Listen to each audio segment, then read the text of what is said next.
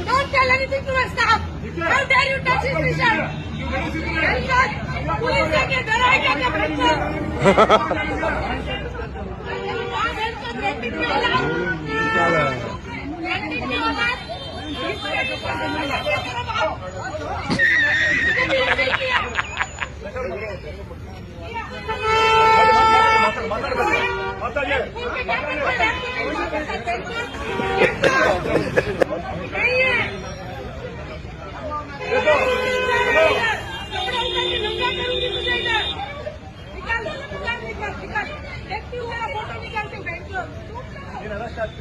ಕರ್ಸಿಕರ ಮಾತಾಡೋದು ತಪ್ಪ ಹೇಳ್ತೀನಿ.